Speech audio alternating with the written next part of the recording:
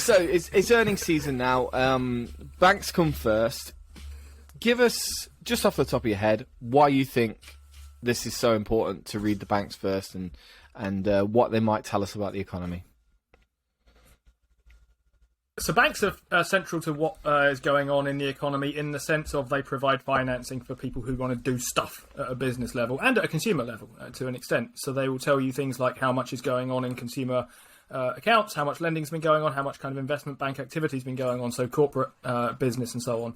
And sort of between them, any particular one of them might not give you a particularly good picture, and any one of them might be under pressure at any given time.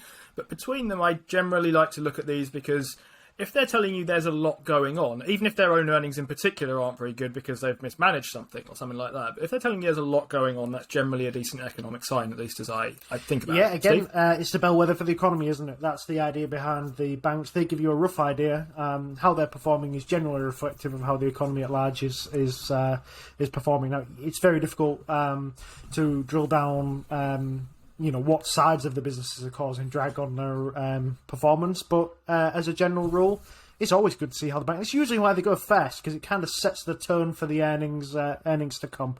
And we've been picking through them for you, so you don't have to. And I mean, Steve, do you want to go quickly over just a couple of things we may mention? Stress test and loss reserve. Do you want to just quickly go over what they are?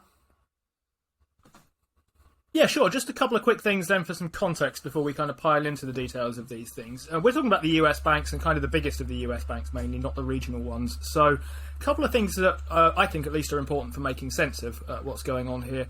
A month ago, the Fed did a thing called a stress test. So the way that banks work at the moment, since the kind of financial crisis where they were all way undercapitalised for their loans and had massive losses and needed bailing out, the Federal Reserve will sporadically, it might be quarterly, I'm not sure about that, basically run a bunch of economic simulations for what might happen if things go really, really wrong in the US economy, and we'll look at what will happen to those banks given their current cash levels, the kind of debts that might go bad that they have, and so on and so forth. And they will say to JP Morgan, Bank of America, so on and so forth, you need to put this much cash in reserve to deal with the situations that we think might, in a particularly bad situation, come about. And there's nothing that the banks can do about this, basically. So they will need to set enough aside to make sure they're okay in what the Fed considers a stress test or a stressful situation. And the recent stress test went fine for all the banks, but they have all been asked to increase what's called their stress capital buffers, which is roughly speaking their loan reserves. And what you'll hear a lot coming through in these is loan reserve amounts are up. And loan reserve amounts up means that banks are having to get more money and keep it to fend off potential disasters, basically. The way I sort of think about it is I have an emergency fund for if something goes really wrong in my own life. And I don't like having an emergency fund because I'd rather have that money invested in doing stuff.